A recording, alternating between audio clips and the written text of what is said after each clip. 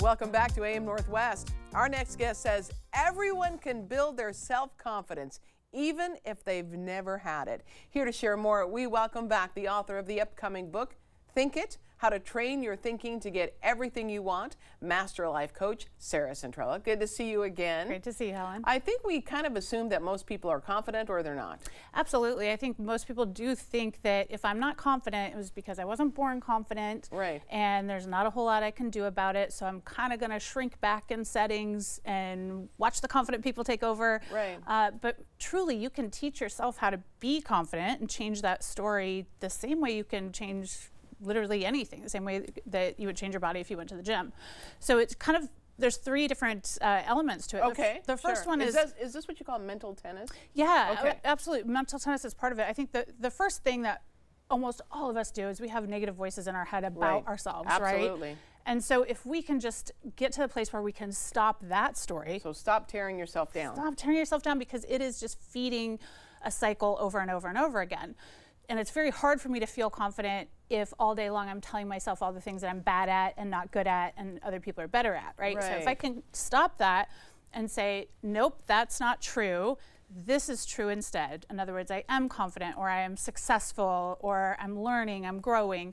Then I can start to create a new story for myself. Okay. And once I do that, then it's much easier for me to show up in that energy. So the third kind of piece of that would be not only do you have to kind of get out there and do the thing that you're scared of, that you have fear of, because that's the only way to get better at anything. There's no shortcut to that.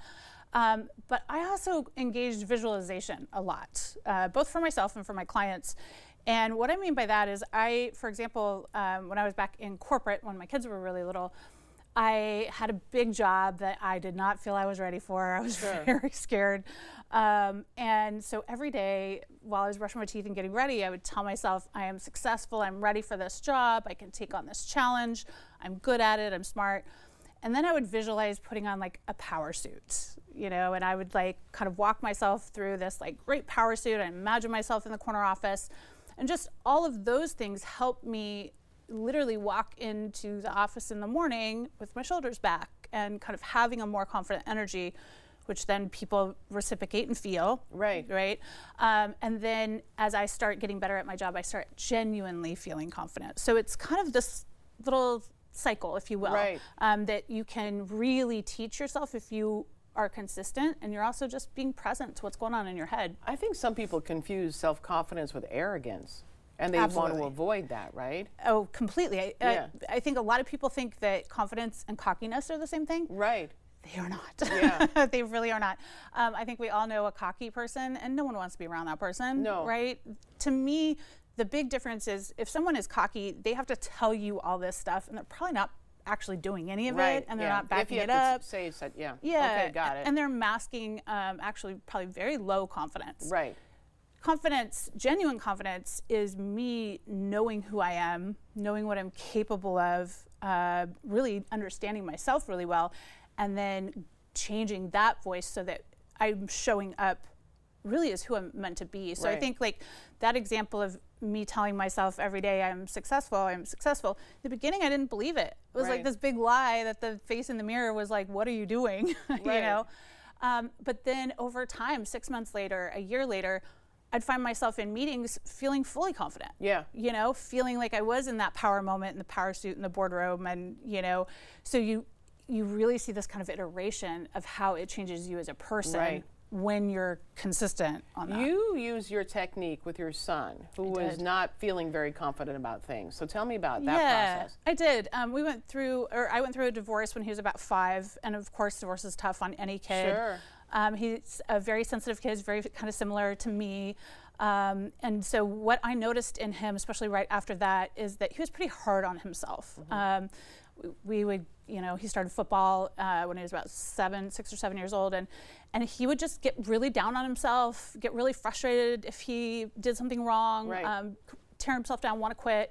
And so I just started telling him every single day all the things that I knew he wanted to be, and also characteristics that I wanted to develop in him. So I would say things like, honey, you are the most determined kid I've ever met in my life. Right. Like you are you're such a great hard worker. You take coaching so well. It's amazing how well you take Right. coaching. Your coaches love that. So that was you- all a lie at the point, but now Right. that's who he is. So you started that 3-step technique that you talked Yeah. about earlier, that you had him do that. So he had to first stop tearing himself down. Exactly. Right. Yep. So I would tell him whenever he would say things like that, I would say, we don't say that. We don't Yeah. talk. We don't talk like that around here. You're actually really good at this. You're getting better. You're better today than you were yesterday. Yeah. Right. So it's kind of teaching him how to change those voices. Right. But then also proactively kind of embedding in him who I knew he could be and also who I knew he wanted to be. So I Right. knew he wanted to be determined and, a hard worker and be coachable and be all of these things. But he, at that point, was the opposite. And it's really interesting. He went on and had a football career at Oregon. He just graduated from the University of Oregon. And I think every one of his coaches would be like, that's the most coachable kid on the team, Wow. And he's naturally confident. He's not cocky. Right. He's naturally confident because he knows himself. He knows his abilities. So he Yeah. stopped tearing himself down, started building up his Yes. courage, and Started telling himself how he wanted to show up. Right. And then take the yeah. step to doing what he felt. Absolutely. Right? And visualizing when you're doing it, it's really important to kind of imagine yourself doing it in the best way, doing it as that successful Right. person. And do you write it down? Sometimes I think writing down helps, right? I do. I write down everything. I have journals literally all over my house. Yeah. So I'm always that kind helps, of rewriting right? it. Yeah. I'm writing down those IMs and those affirmations. Quick, easy thing that anybody can do is just write down positive affirmations of the things you want to be, not who you are now, but who you want to kind of become. So, if you're feeling inadequate maybe at work or in your body, let's say, I know a lot of Women, me, especially, yeah. I'll say, we have a hard time with that. So every single day say, I am beautiful. I am sexy. I feel fantastic. I love my Right. body, right? And it'll feel crazy at first, but then you will literally get to a day where you're like, girl, Yeah. you look good. Yeah. Well, girl, you do look good. Thank you, Cynthia. All right, we'll be right back. Remember, the book again is called Think It, How to Train Your Thinking to Get Everything You Want. Sarah Centrella, thank you again. So much fun. All right, we'll be right back with more AM Northwest. Don't go away.